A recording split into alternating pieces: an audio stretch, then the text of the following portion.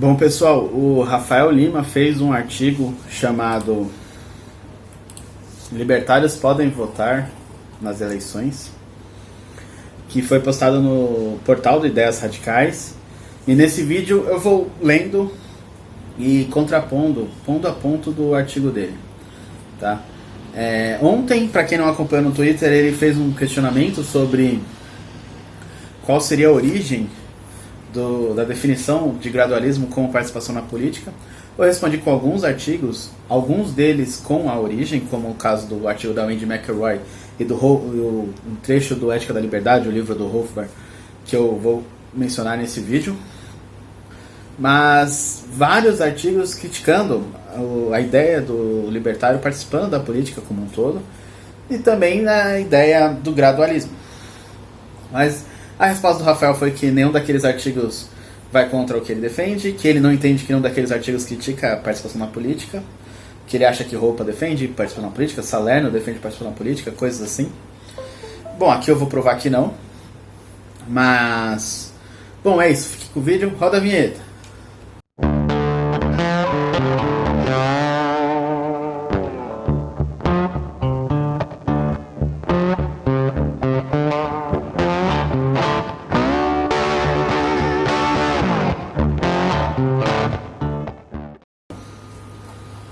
Bom, pessoal, vamos lá. O nome do artigo é Libertários podem votar nas eleições. Ele foi postado no portal do Ideias Radicais. Eu vou colocar o link aqui na descrição do vídeo. Mas vamos ler o artigo. É compreensível que algumas pessoas suspeitem que ser uma falha ética que libertários participem de eleições por meio do voto, ou mais, como candidatos. Ora, se o objetivo de um libertário é o fim do Estado, participar dele não é uma contradição. Aqui é um salto lógico, tá? Aí ele ainda não começou a argumentar, né? Na verdade, o que ele diz aqui é uma repetição do que ele acha que as pessoas que condenam o voto ou a participação como candidato pensam. Segundo ele, se o objetivo do libertário é o fim do Estado, participar do Estado é uma contradição. Não, o objetivo do libertário não é o fim do Estado.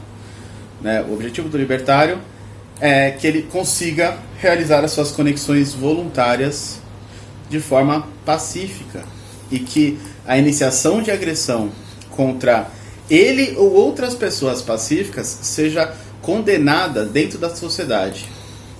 Não é exatamente o fim do Estado. Um corolário lógico desse raciocínio é que o Estado não deve existir, porque o Estado é a agressão per se. Estado da escravidão.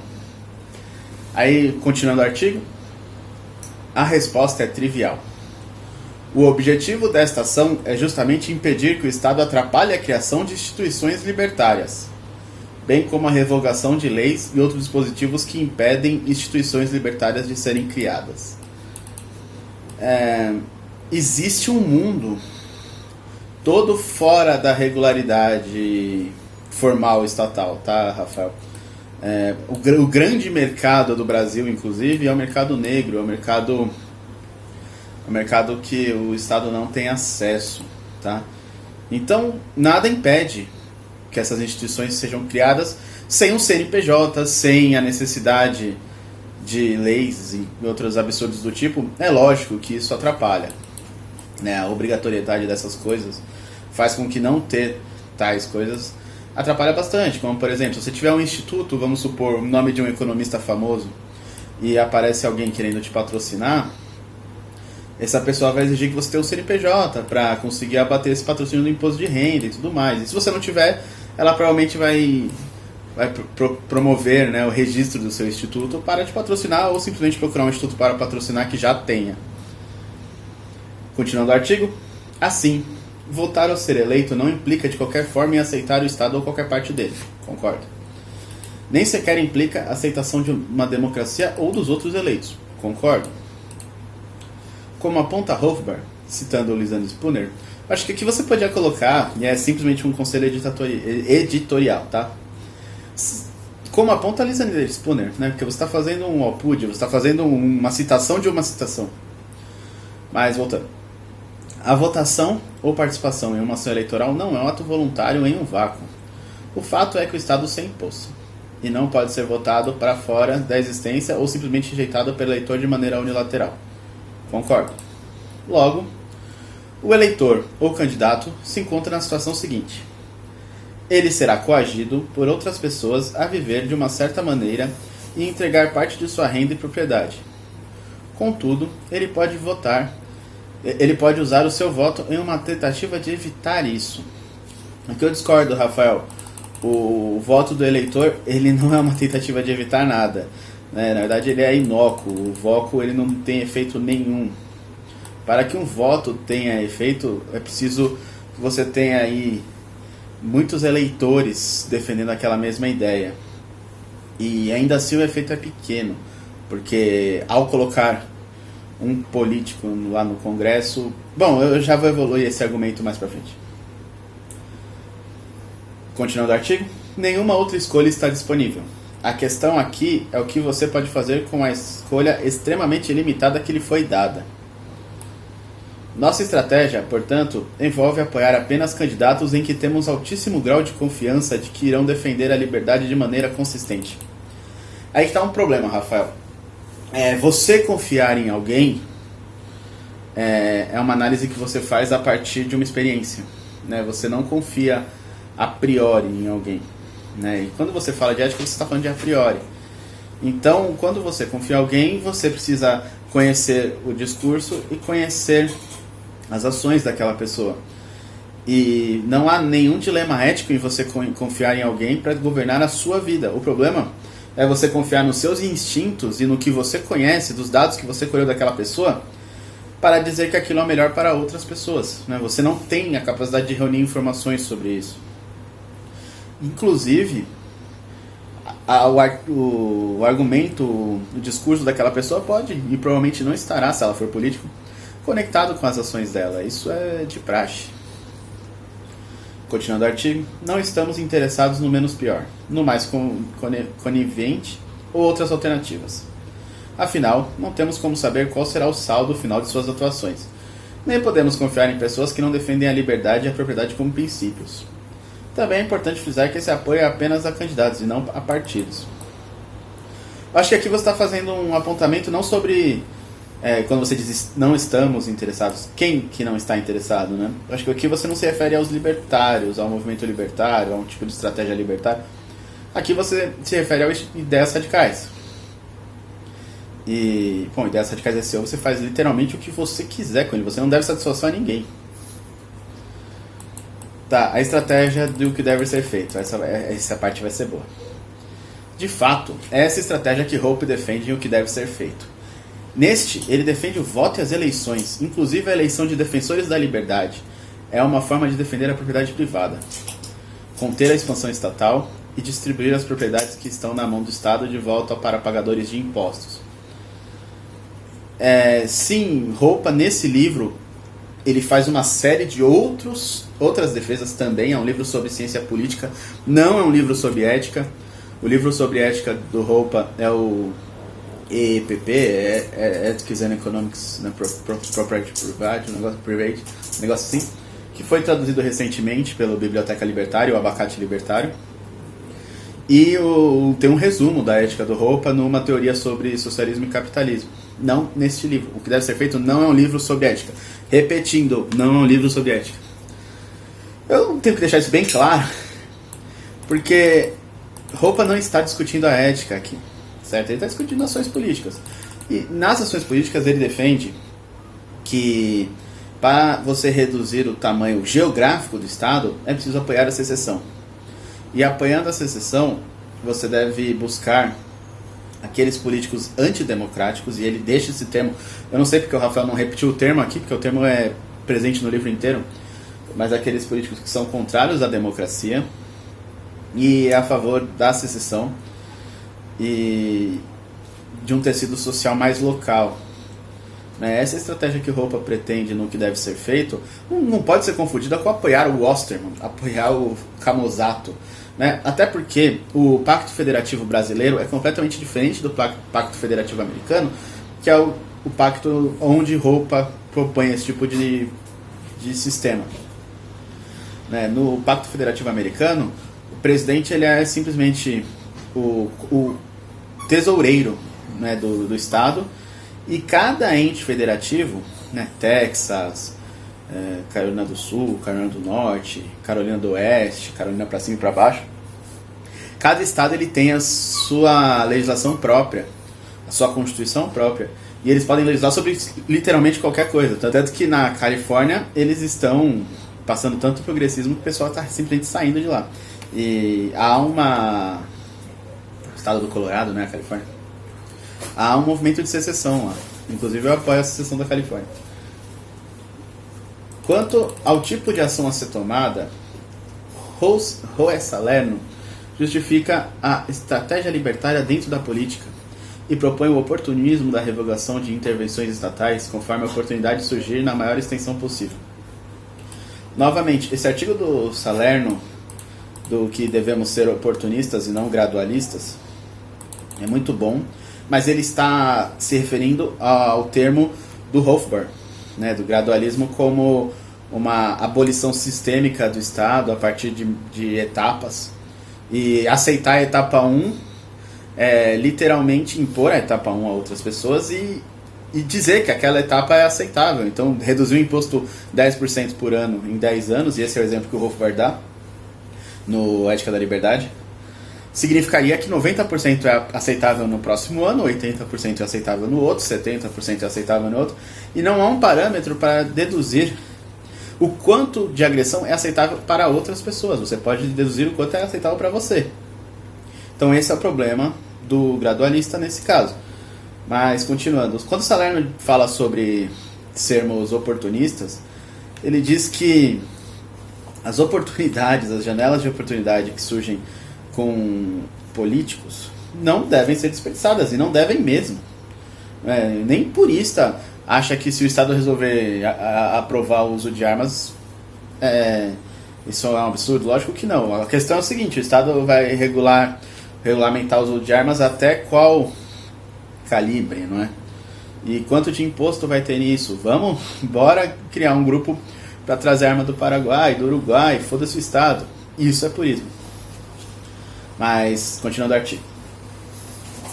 É exatamente isso que Hofbauer defende em seu famoso artigo Do You Hate the State, de 1977. O Estado deve ser abolido imediatamente, mas isso não nos impede de aceitar qualquer meia vitória que seja encontrada no meio do caminho, se não for possível ter a vitória completa naquele momento.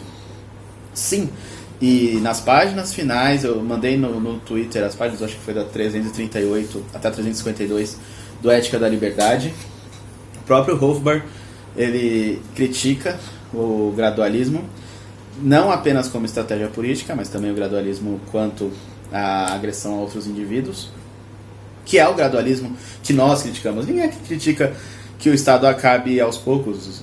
Na verdade, é basicamente realismo. O Estado não vai acabar com um botãozinho. Se tivesse, seria ótimo, mas não vai. Agora, enquanto a estratégia for infiltrar pessoas ali no Estado, não tem como acabar. Inclusive foi isso que deixa eu pegar o nome do autor. Mas um dos artigos que eu te mandei e o Rafael comentou que é o que ele defende. Não é o que ele defende, né? O purismo versus gradualismo. Bom, mais no final do artigo eu falo sobre isso. Mas leiam o Ética da Liberdade, principalmente o último capítulo. E a partir da página 338, que se não me engano é a terceira página do capítulo, até o final do livro, Hofbauer fala sobre isso e conceitua na 342, se não me engano, o gradualismo, e na 345 o oportunismo, que é o que o Hyde defende aqui como a ideia de Salerno.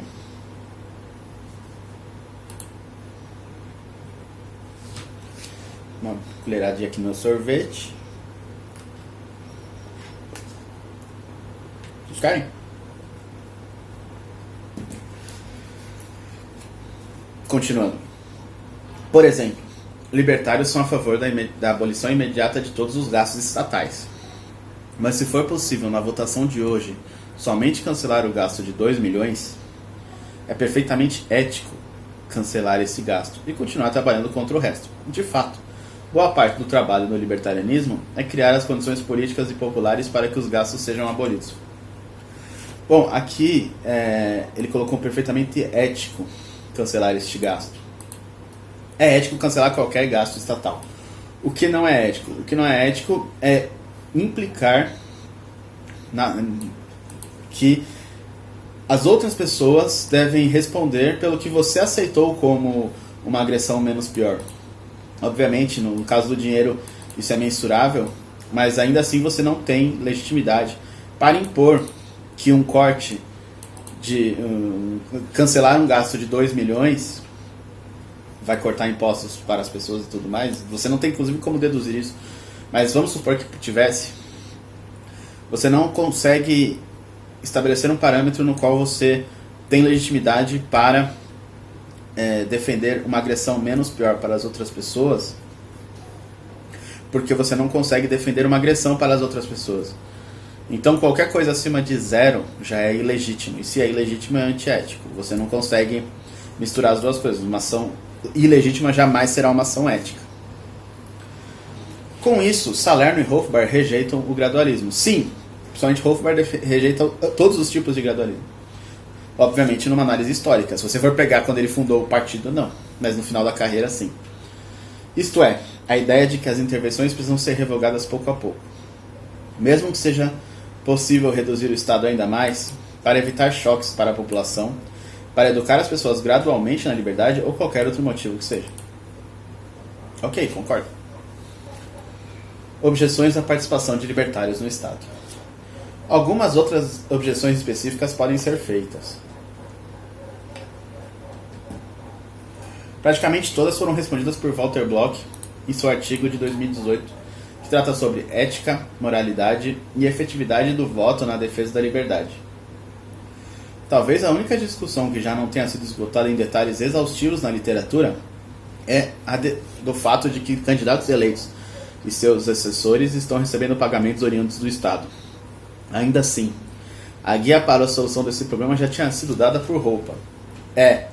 Quando Roupa diz que todos os políticos, sem exceção, tá? Ele diz isso.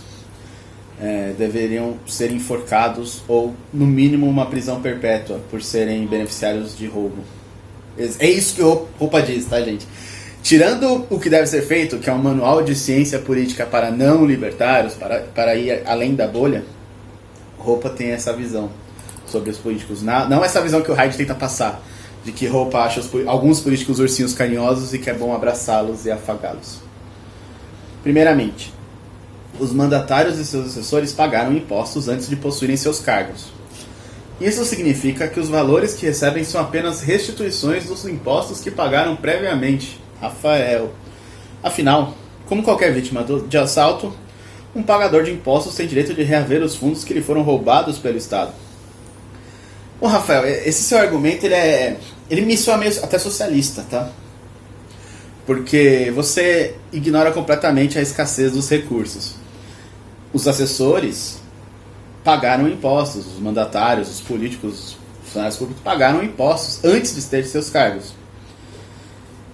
Mas eles não vão receber apenas o que eles pagaram de impostos, eles vão receber muito mais, eles vão receber dinheiro roubado de outras pessoas. Não tem como você mensurar isso. E ainda que tivesse, ainda que você fizesse uma planilha perfeita, com todos os impostos pagos pela vida daquele cara, na hora que passasse 1 centavo daquilo, ele já seria um receptador de roubo. E por isso Roupa diz que esses caras devem ser enforcados.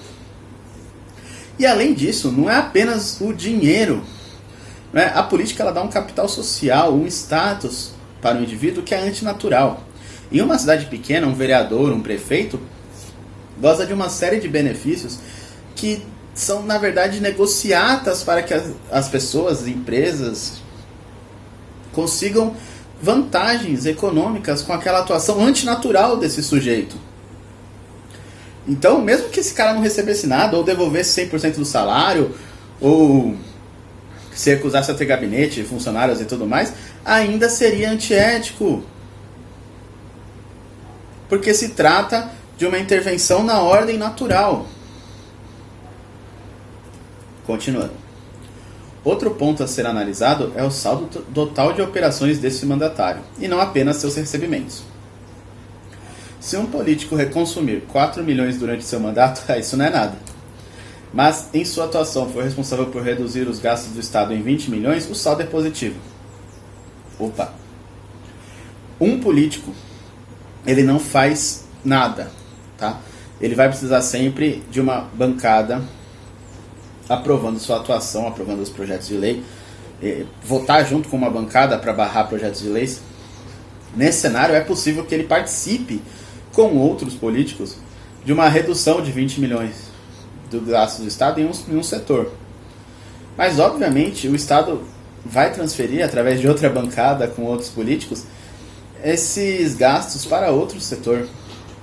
O Estado, ele não vai dar lucro, ele não produz, né?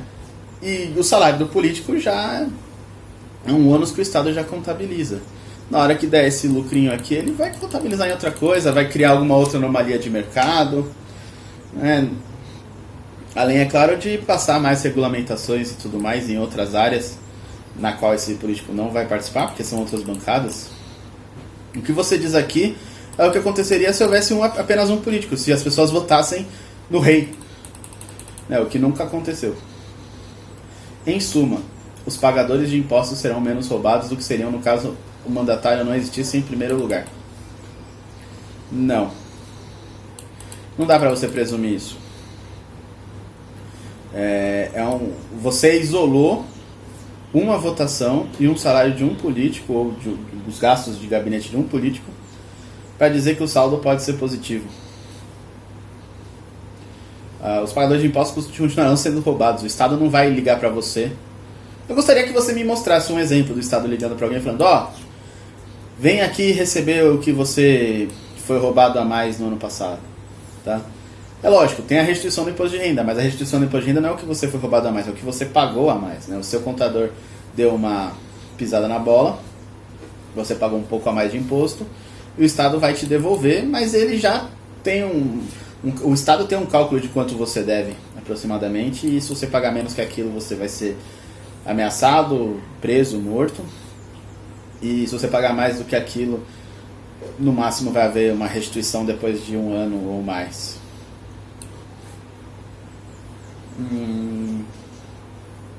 É importante notar que estamos falando do saldo total a longo prazo, não apenas por 1 ano, ou mesmo pela duração do mandato, visto que em pequena redução de gastos anuais faz enormes efeitos a longo prazo. É muito fácil que esse saldo positivo seja alcançado. Na verdade, essa redução de gastos que você diz aqui, ela é facilmente substituída em dias, não chega nem a anos. E mesmo que não seja alcançado, ou caso o eleitor rejeite o argumento anterior, voltamos ao ponto de que um pagador de impostos tem o direito de reaver os fundos que foram roubados dele. Igualmente, ele tem direito de abrir mão desse direito. Assim, se o mandato consumir 5 milhões, algum pagador de impostos que pagou quantia equivalente pode simplesmente perdoar este mandato, abrindo mão do direito de restituição dele referentes aos valores recebidos pelo mandatário. Os motivos que levariam alguém a fazer isso são irrelevantes para esta situação, para essa discussão. Eu gostaria, Rafael, que você me mostrasse um caso. Que alguém falou: olha, eu paguei 5 milhões de impostos, mas eu estou muito feliz.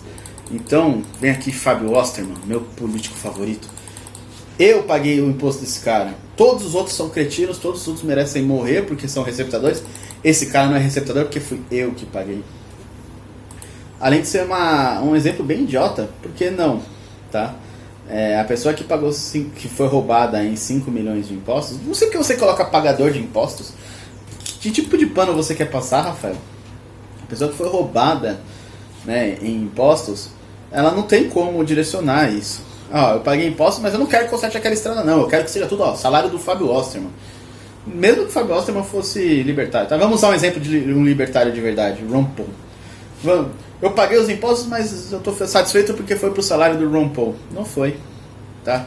Não foi. Os seus impostos foram pulverizados em uma série de ações, inclusive muitas delas antiéticas. E o salário do Ron Paul, caso você queira contratá-lo, aí sim, você contrata ele como seu procurador para te representar em assembleias populares e tudo mais, isso é problema seu. Aí você paga o salário dele. Considerações finais. Mas já... existe uma diferença profunda entre usar algo do Estado... eu não vou ler as considerações finais agora não. Eu vou partir para o que você me pediu ontem, eu te mandei e você ignorou sumariamente neste artigo. Mas como na internet tudo é eterno, eu vou ler aqui as definições, né? Primeiro eu vou ler a definição da Wendy McElroy.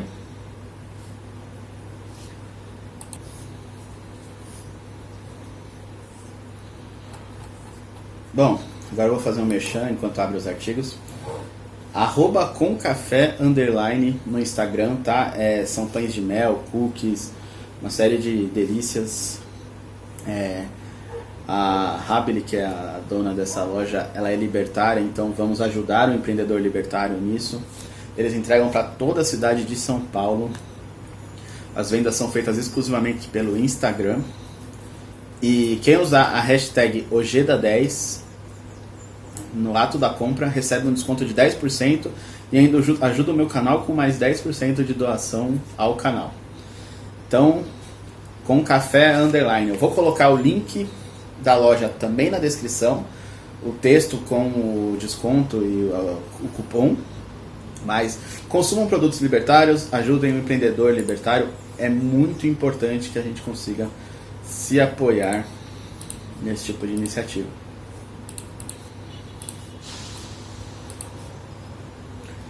Ai, cadê o negócio que eu mandei os print do...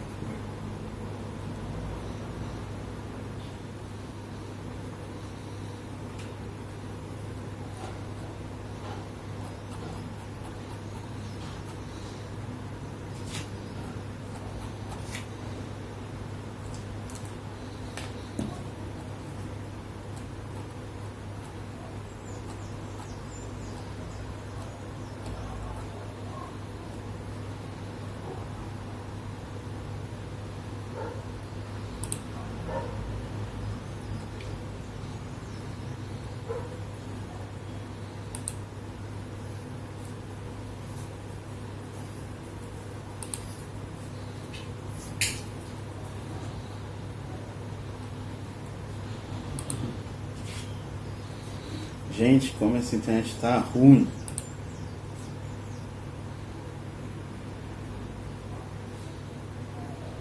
No final ainda vou falar do meu artigo, porque você não respondeu o que eu perguntei sobre as premissas que eu utilizo no meu artigo. E, Rafael, é importante para mim entender.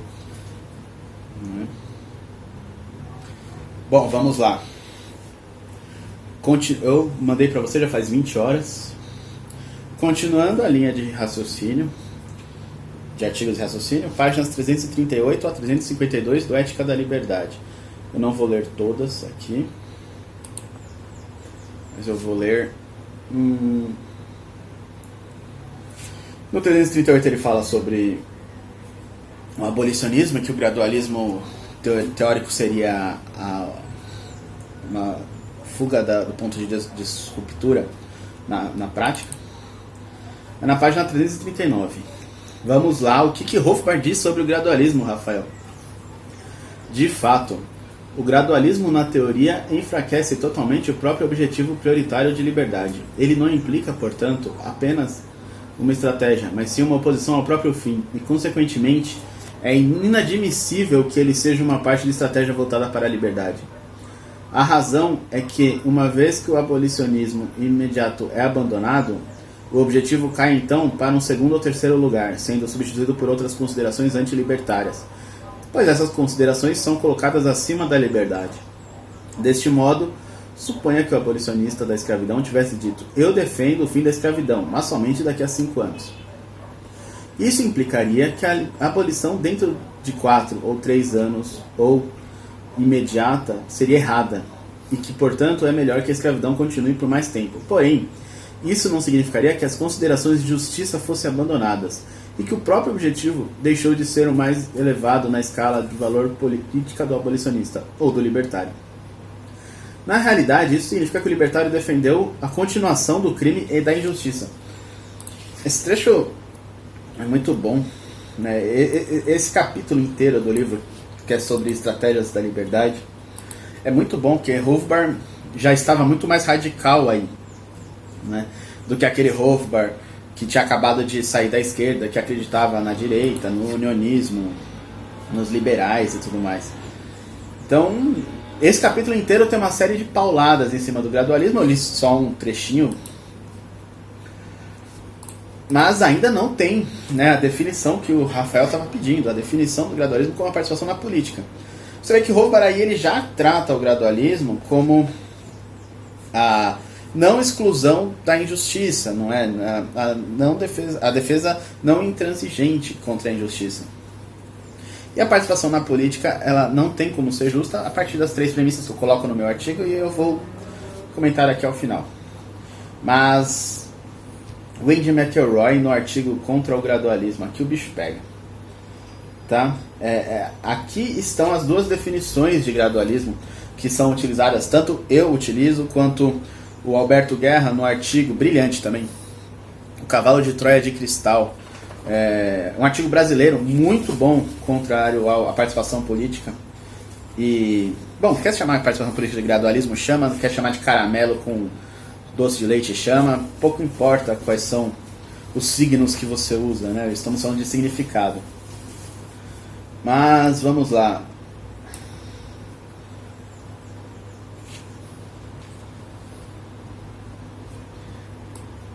Palavras de Wendy McElroy.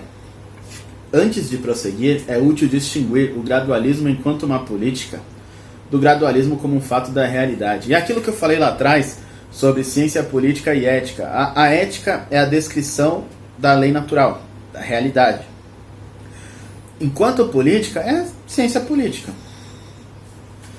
Esta última forma de gradualismo, quanto à realidade, diz que tente o quanto você puder. É preciso tempo para implementar ideias. Fato. A transição para uma sociedade libertária não iria, porque ela não poderia, ocorrer da noite para o dia. Esta é a natureza da realidade temporal em que vivemos. Se isso é tudo que se entende por gradualismo, que isso significa o mais rápido possível, então não há briga entre os chamados gradualistas e abolicionistas dentro do movimento. Abolicionistas aqui era, aproveitando o contexto que Hofbauer coloca no Ética da Liberdade, que ele coloca que abolicionistas são libertários porque o Estado é a escravidão. Mas tem gente que nega. Essa não é a formulação do gradualismo com a qual os abolicionistas estão preocupados. Quando abolicionistas dizem que leis injustas devem ser abolidas de imediato, o dever é um dever moral, e imediatamente significa que não mais do que o mais rápido possível. Abolicionistas não negam a realidade. Vou pintar isso aqui.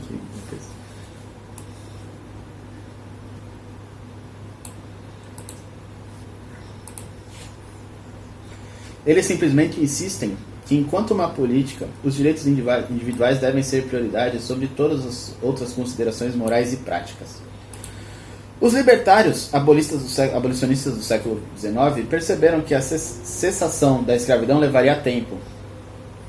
Mas sua mensagem era a de que a continuação deliberada da escravidão como uma política não poderia ser justificada. Eles exigiram a abolição, sem ser e ou mas. Aqueles libertários do ser e ou mas sustentam que, em alguns casos, o libertarianismo deve fornecer a eliminação gradual das leis e agências injustas, ao invés de empurrar a abolição imediatamente. Mesmo que a abolição imediata seja possível. Um exemplo comumente citado é a versão moderna da escravidão, a tributação. Se os impostos cessarem abruptamente, alega-se, as consequências sobre aqueles que pagaram a previdência social seriam calamitosas, portanto impostos devem ser eliminados gradualmente. A Wendy McElroy ela escreve num contexto sobre os Estados Unidos, tá?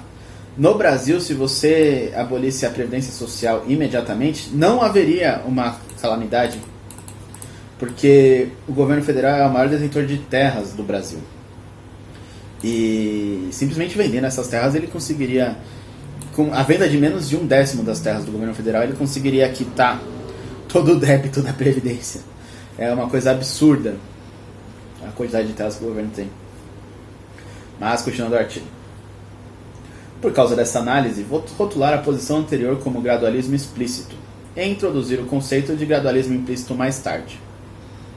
Agora o negócio vai ficando interessante. O aspecto definidor do gradualismo explícito é a resposta que serve para a pergunta-chave. Poderia sempre ser muito cedo para eliminar uma lei injusta ou agência? O abolicionista dá um incondicional não. Se o gradualista não responder sim, ele responde talvez. Tributação é roubo, mas algumas pessoas podem morrer de fome se ela acabar abruptamente. Por favor, note que não estou denegrindo a preocupação com as pessoas famintas, mas simplesmente rejeitando o uso da força, e particularmente da força governamental, para resolver esses problemas. Aqui, o gradualista explícito não está negando que a tributação viola direitos, ele está afirmando que há um bem social que tem maior prioridade que os direitos individuais, já que ele não pode justificar a coerção com referência à liberdade em si, a menos que a palavra seja radicalmente redefinida. Ele justifica a continuação deliberada do roubo em um dilema de algum tipo. A abolição das leis do governo resultaria em caos social. Assim, precisamos de um período de transição durante o qual violações deliberadas dos direitos continuariam. O mito do período de transição alcança pelo menos duas coisas. Ele converte libertarianismo de uma filosofia e obrigação pessoal que deveria ser vivida de forma consistente no dia a dia em uma luz simbólica no final de um túnel. Assim, os libertários podem ter que participar da violação dos direitos e defendê-la, a fim da humanidade alcançar uma sociedade onde nenhuma concessão quanto aos direitos seria tolerada. A objeção perspicaz de Gandhi de que os meios são os fins em progresso, o gradualismo explícito poderia muito bem responder com a citação de Lenin: você tem que quebrar alguns ovos para fazer um omelete.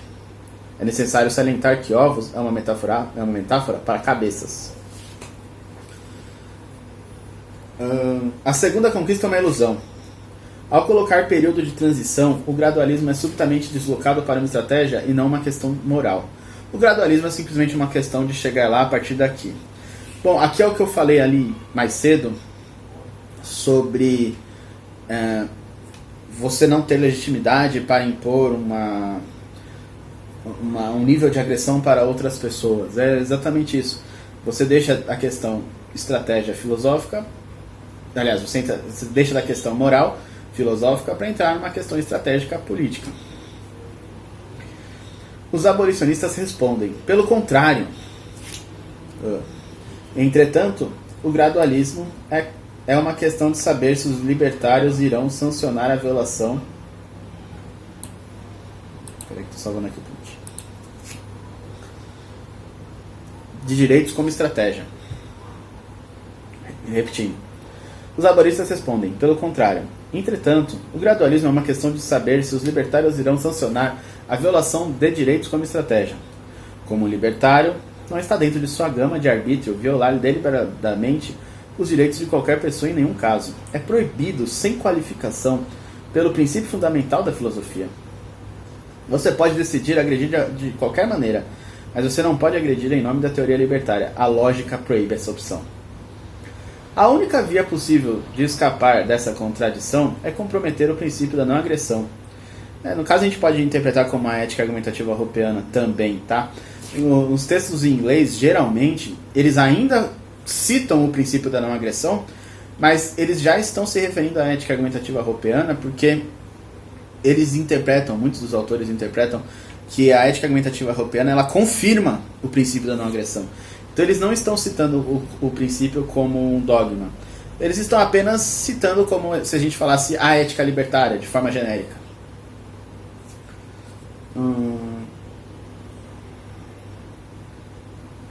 A única via possível de escapar dessa contradição é comprometer o princípio da não agressão, diluindo para se ler: a iniciação de força está errado, exceto quando for necessário para preservar a ordem social ou quando é politicamente conveniente, ou quando um político libertário diz isso. Se o princípio de não agressão é dado como prioridade, então a única abordagem libertária a leis e agências injustas é que elas devem ser abolidas logo que for humanamente possível, isto é, o abolicionismo. Outros problemas com o gradualismo explícito vale a pena mencionar. Para aqueles que favorecem políticos libertários, eu não favoreço, ela comenta assim. É importante ter um padrão pelo qual julgar a eficácia e sinceridade de libertários titulares de cargos. Se no final de 4 anos o político tem feito pouco, ele pode sempre afirmar que o tempo não foi suficiente. Uma vez que o gradualismo não tem padrões objetivos, é um cheque em branco para a inatividade e a transigência.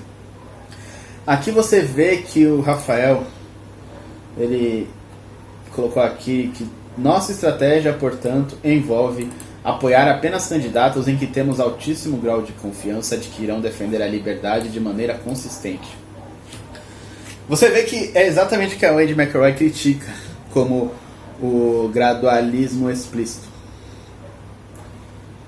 Continuando. O problema mais fundamental é o reductio ad absurdum, a redução ao absurdo do gradualismo. Depois de admitir o princípio de subordinar os direitos a um bem social, não há nenhuma maneira de estabelecer os limites. Se os meus direitos são violados pelos libertários para compensar outro por injustiça, não receber da Previdência Social, por exemplo, por que o mesmo princípio não está se aplicando a mim? Ela colocou não se aplique a mim, mas eu prefiro não estar se aplicando, porque estamos falando de uma ação. Naquele momento não houve a aplicação do princípio. Certamente que a injustiça feita contra mim deve ser corrigida com violação dos direitos da próxima geração. E essa doutrina antilibertária, viciosa, promove uma regressão infinita da injustiça. Como William Lloyd Garrison explicou, gradualismo na teoria é perpetuidade na prática. A única maneira de parar a injustiça é parando a injustiça. Essa citação de William Lloyd Garrison também é feita pelo Rothbard em Ética da Liberdade.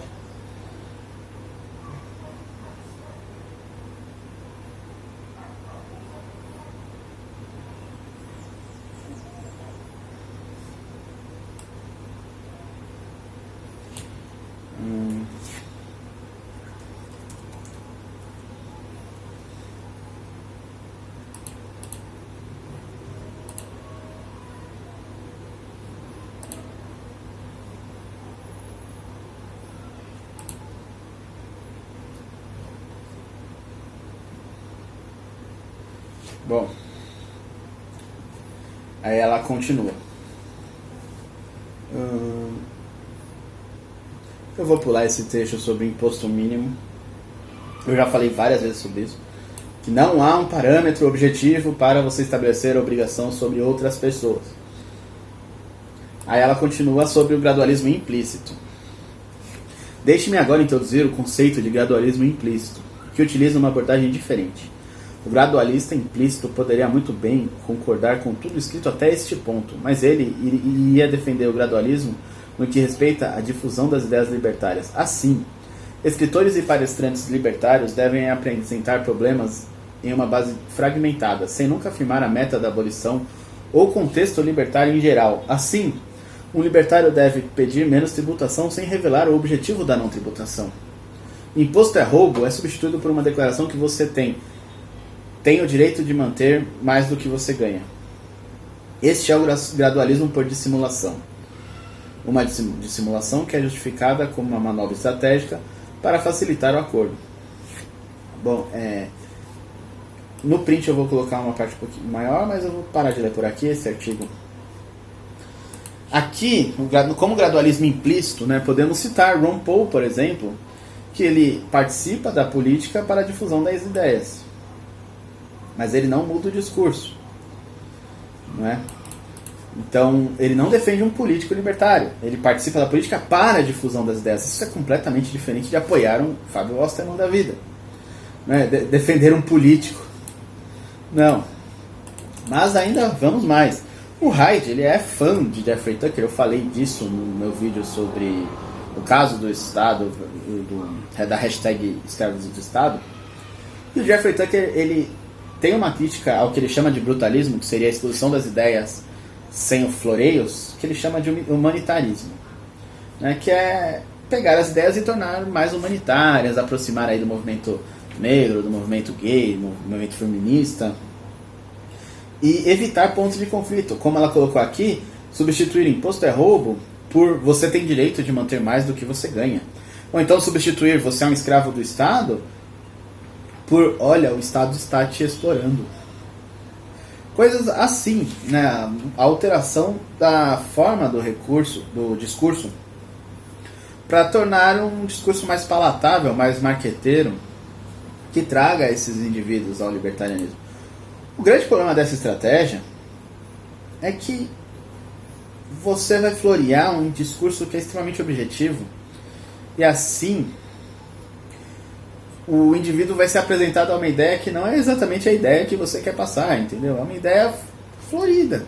Na hora que ele tiver o acesso às ideias reais, né, como que são defendidas, ele vai ler um Democracia, o Deus que Falhou, ele vai ler qualquer outro livro libertário, mas esse é um ótimo exemplo, porque muitos dos que leem são do SFL, são esses libertários coxinha, que entram pelo humanitarismo, pelo Hyde, pelo Tucker, por exemplo, e aí eles leem lá, nossa, a remoção física de homossexuais e de comunistas e democratas. Meu Deus, eles serão caçados e mortos. Não, não serão. Não é isso que Roupa defende. Se você não entendeu a ética, vai lá e lê a ética, caralho. Não fique presumindo ideias, não é? Roupa defende que não se pode iniciar agressão contra indivíduos pacíficos. Não se pode iniciar agressão contra indivíduos pacíficos. Não se pode iniciar agressão contra indivíduos pacíficos. E como que você determina o que é um indivíduo? A partir da capacidade de argumentação. Então, se aquele ser pertence a uma classe ontológica que possui capacidade de argumentação, ou seja, humana, né, racional, ninguém pode iniciar uma agressão contra ele.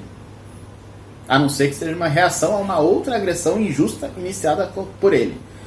No caso, em uma sociedade libertária, em uma sociedade privada, as pessoas estabelecem as normas conforme entenderem. E se elas quiserem proibir homossexuais de entrar em suas casas, ou negros, ou judeus, ou indianos, ou brancos, ou loiros, é parâmetro delas. E elas podem retirar essa pessoa da casa, elas podem impedir que essa pessoa se retire, porque é a propriedade delas.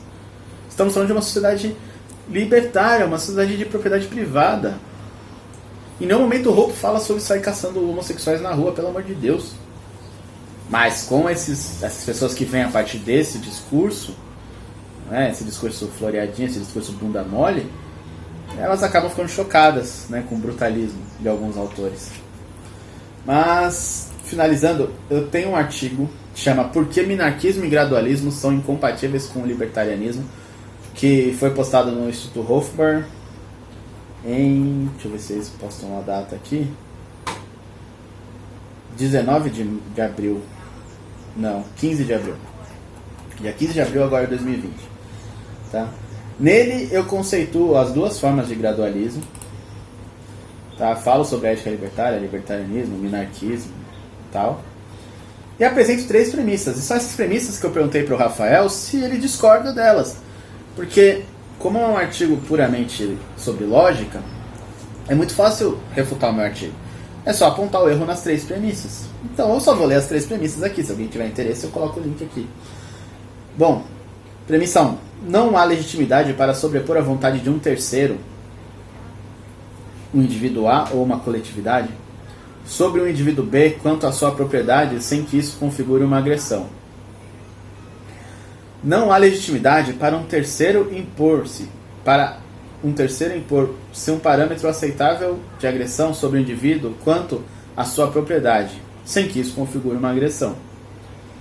Não se pode repudiar por princípio um ato e lhe defender ao mesmo tempo sem incorrer em uma contradição.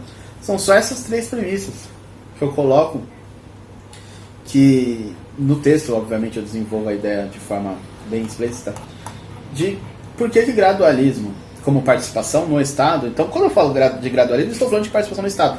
Ah, mas isso não é gradualismo. Foda-se, então eu vou chamar de bombom. Então, bombom e o minarquismo são incompatíveis com o libertarianismo, porque a ética libertária não permite agressões. E essas 3 premissas claras apresentam que a participação no Estado, chame como quiser, configura uma agressão. Agora, se o Rafael quiser responder esse vídeo, eu ficaria honrado. Se não quiser responder, lamento.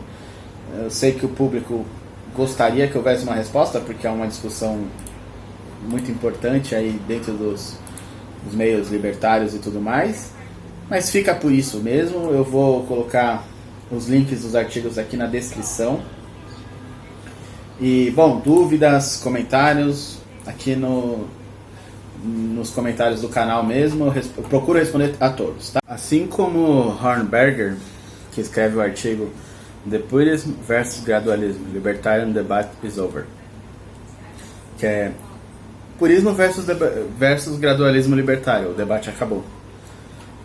A resposta do Rafael foi que esse sujeito não defenderia o Hornberger, Jacob Hornberger, não defenderia a definição de gradualismo com a participação na política. Eu sempre usei o termo participação na política com a finalidade de distinguir o Estado justamente por esse tipo de situação. Porque ele foi candidato em 2000 à presidência dos Estados Unidos pelo Partido Libertário. Ele também foi candidato em 2002 ao Senado nos Estados Unidos pelo Partido Libertário. E ao que me consta, agora em 2020 ele é candidato do Partido Libertário à presidência. Só que ele mesmo disse que essa candidatura não tem nenhuma intenção de ganhar na eleição. Ele sabe que não vai ganhar a eleição, ele tem a nobreza de reconhecer que ele não está concorrendo com o Partido Democrata ou Republicano com ideias que têm possibilidade de vencer a eleição. Pelo contrário, a candidatura dele é muito semelhante à candidatura de Ron Paul. É uma defesa de que essas ideias sejam colocadas em prática em todos os cenários possíveis. Então ele não quer fazer parte de uma bancada que vai barrar um outro imposto ou apoiar um político como Fábio Osterman, porque ele prometeu que vai diminuir um outro imposto, apesar de todos os outros absurdos que faz e todo o resto.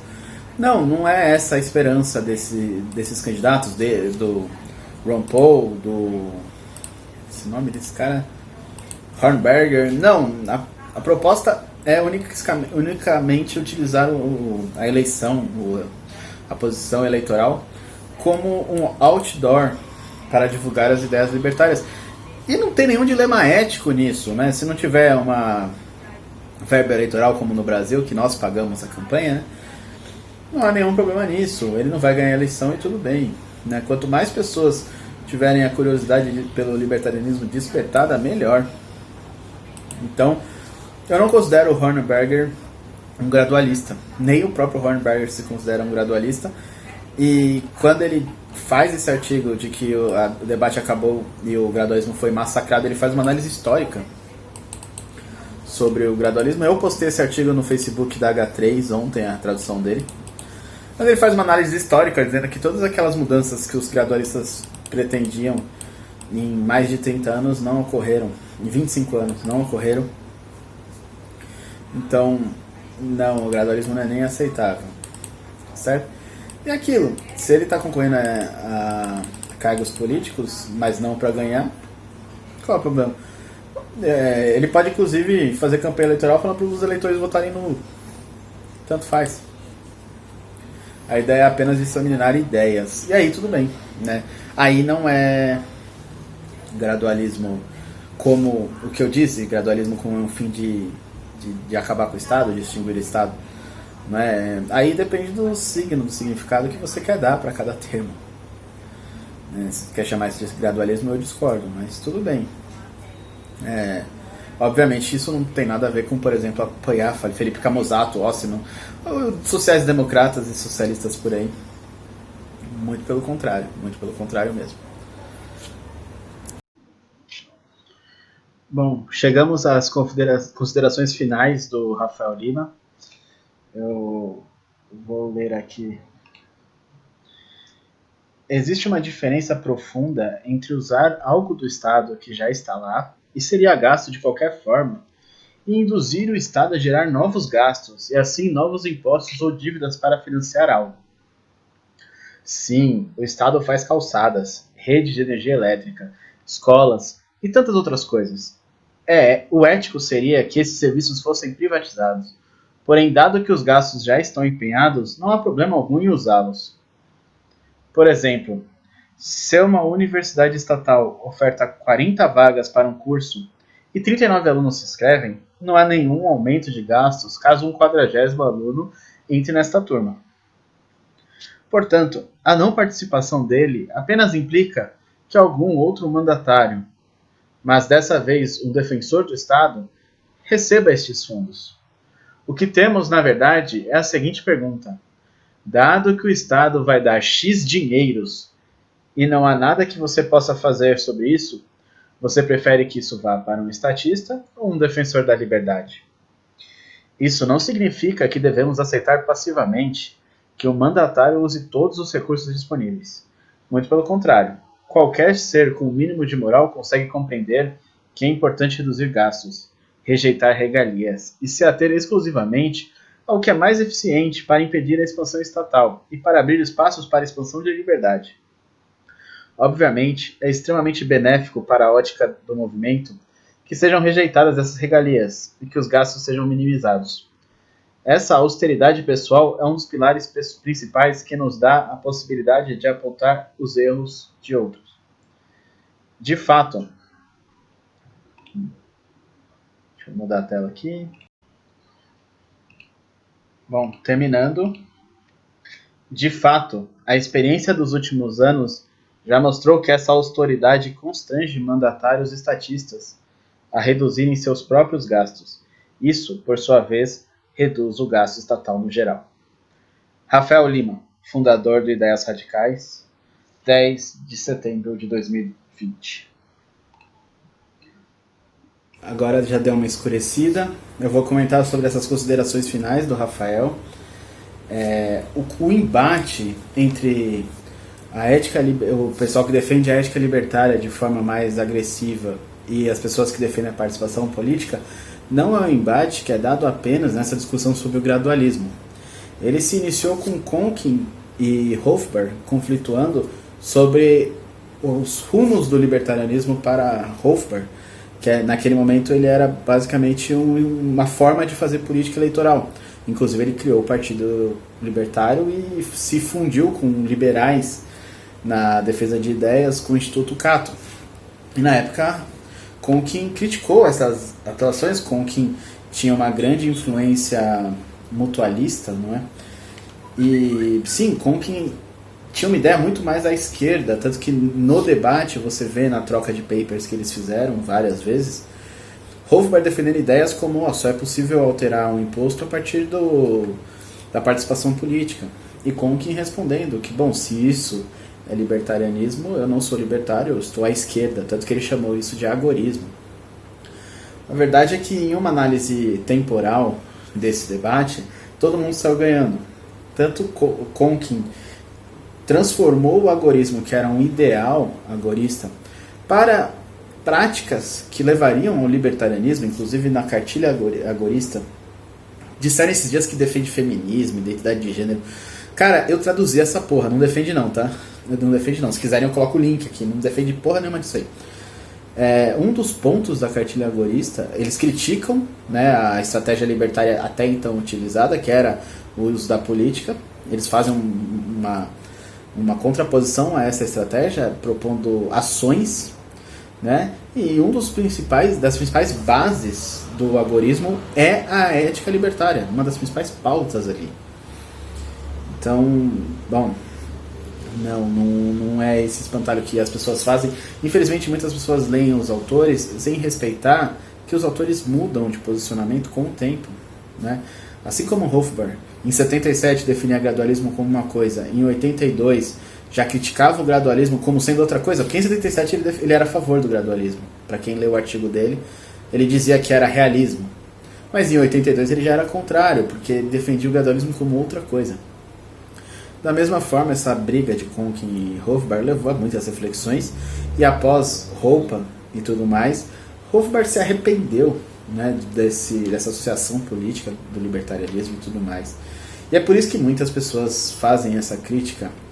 E geralmente os gradualistas defendem, né, a associação política. E por isso que geralmente os gradualistas tomam chumbo nessa crítica. O que não significa necessariamente que gradualismo seja a defesa política, né? O gradualismo é a defesa política para extinguir o Estado. Outro tipo de defesa política é simplesmente defesa política, não é nem libertarianismo. Defesa política para colocar o menos pior ali, no PSDB ali, é uma defesa política, não é libertarianismo, não é uma estratégia libertária, né?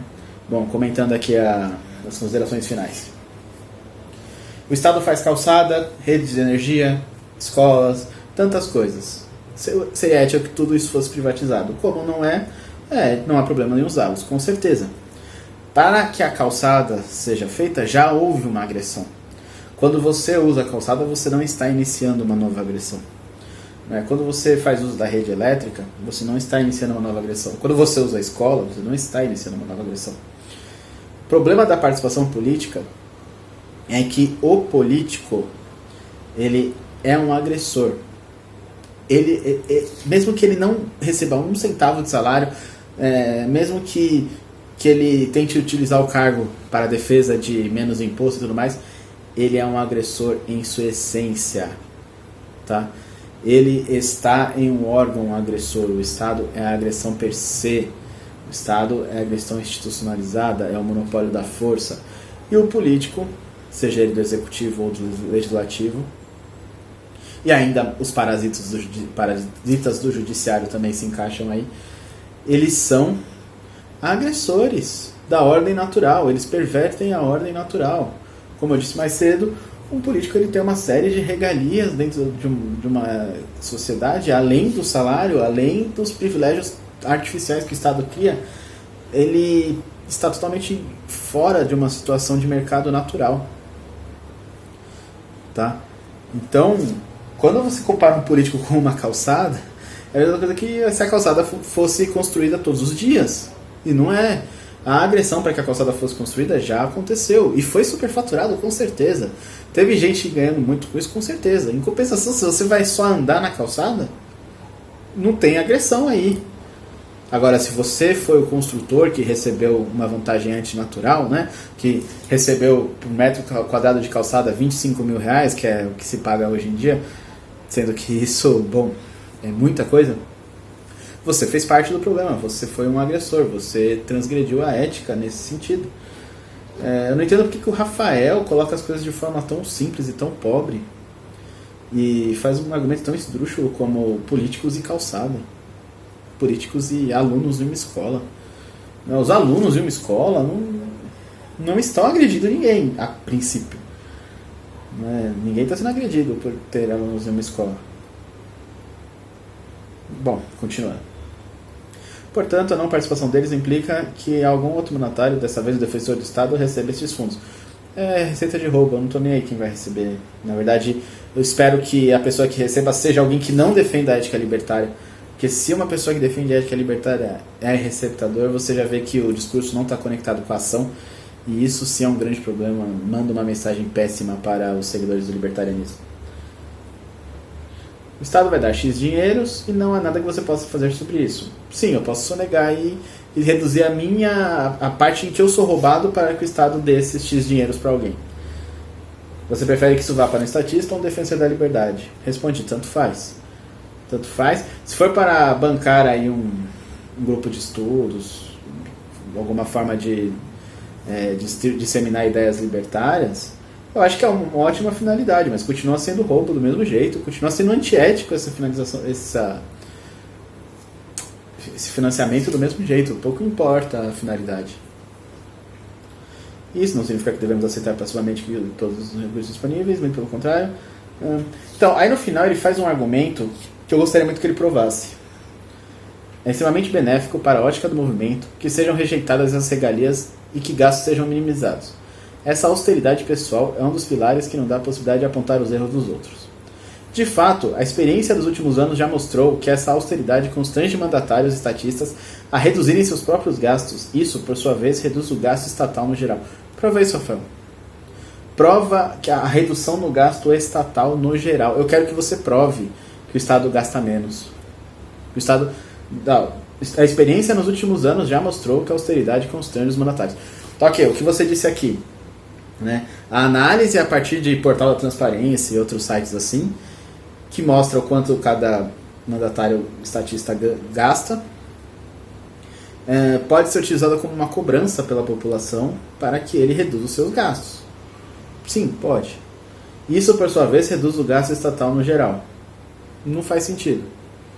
Tá? Os gastos, a verba de gabinete e tudo mais, isso aí já está no orçamento. Não não é despesa nova. É uma agressão nova, né? É uma agressão constante. A mera existência do político já é uma agressão constante. Mas o que foi roubado para pagá-lo já está lá. E se ele não gastar, o Estado vai gastar com outra coisa. Tanto faz. Na real, isso não é um exemplo do que você disse que isso seria um exemplo.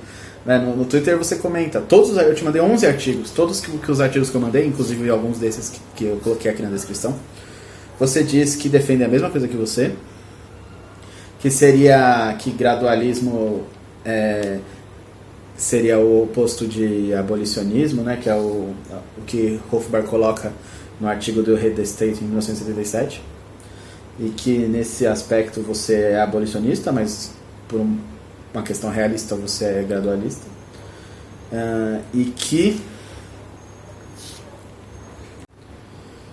todos aqueles autores e tudo mais, inclusive Hornberger com a participação política, Ron Paul, Hoppe, né, com o que deve ser feito, defendem a participação política. Isso, Rafael, isso é uma mentira, talvez que você conte isso para dormir mais tranquilo, para se sentir melhor consigo mesmo. Porque não, isso são trechos esparsos das obras que você usa para reforçar seu discurso. Nenhum desses libertários realmente consistentes defendem isso. E você comentou que o Jesus Huerta de Soto defenderia a participação na política. Eu gostaria que você me mandasse o link disso, tá? Eu nunca vi, muito pelo contrário. Ele tem uma palestra maravilhosa, contrária aos liberais, que é sim.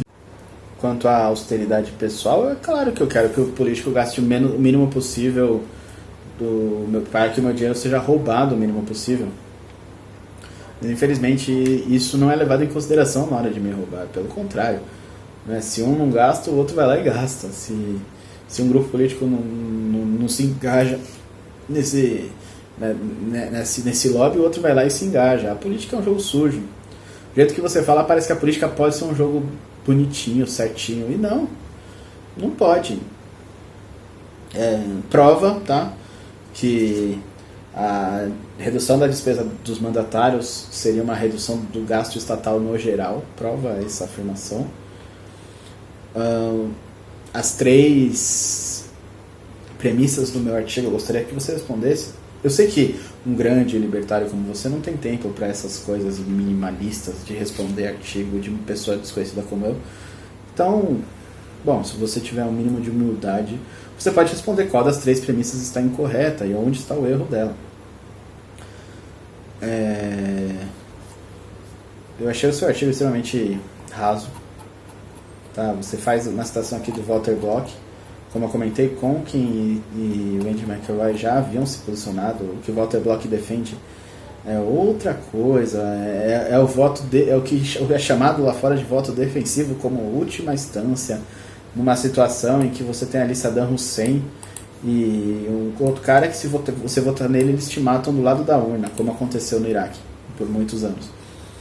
E é óbvio que a pessoa que vota no Saddam Hussein, como bem disse Lysander Spooner, que você cita no seu artigo, ela não está compactuando com nada, ela não está concordando com nada, muito pelo contrário. Ela fez um voto ali para não morrer.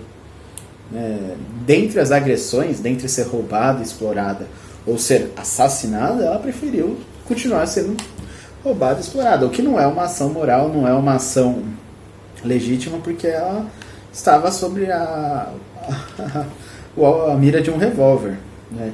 E um libertário também jamais poderia exigir que elas, não, você tem que escolher a morte. Não, é aquilo de inexigibilidade de conduta diversa. Ela não transgrediu a ética nesse caso, o que é bem diferente de apoiar Fábio Osterman, Felipe Camusato, né? O outro lá do sul também, que eu nunca lembro o nome, não vou lembrar. Bom, Zema. É bem diferente disso, bem diferente mesmo, Rafael. Você viu que eu falei de 3 candidatos que você abertamente apoiou e nenhum deles é libertário. Nenhum deles defende ética libertária, inclusive alguns deles defendem taxação de igrejas, controle de armamento, taxação de criptomoedas. Isso não é um discurso que possa ser equiparado ao libertário, Rafael. Desculpa, não é. Quando você diz que mas tem pontos que eles defendem que são convergentes com a ética libertária. Tá, mas até a esquerda tem pontos que são convergentes com a ética libertária. Isso não significa que nós devemos entrar na política. Até um gradualista. Tá? As críticas não são... Presta atenção. As críticas não são ao gradualismo. Você quer ser gradualista? Seja. Assume que você é. Até aí tudo bem. Mas um gradualista é um libertário que está entrando na política para extinguir o Estado. Essa é a finalidade. É uma finalidade objetiva. A partir do momento que você não está entrando na política para extinguir o Estado, você está servindo apenas de trampolim para políticos social-democratas e liberais de senso político, totalmente senso comum, como o Fábio Osterman. Nem gradualista você pode ser, Rafael, porque nem libertário isso é. Tá? É muito sério isso, porque você tem um público enorme. Seria ótimo que você defendesse a ética libertária, que você falasse da ética libertária. Mas há quantos anos que você não faz isso? Não é? E você simplesmente ignora a crítica como se nós fôssemos invejosos e tudo mais. Rafael, eu não ganho dinheiro com o meu canal. Eu ganho muito dinheiro fora do meu canal. Eu faço o meu canal porque eu quero, eu escrevo artigos porque eu quero. E tem um público bom. Tem artigo meu que tem mais de 1.000 visualizações, 2.000 visualizações. Inveja do quê? Inveja porque você ficou preso a um discurso em que a maioria do seu público apoia e você não pode expressar suas ideias com medo de que esse público migre para outro canal? Eu não tenho, sinceramente eu não tenho esse tipo de inveja, de ego. Não. Mas assim, expus argumentos. Se você quiser responder, fique à vontade. Se você não quiser responder, corra, como você quiser.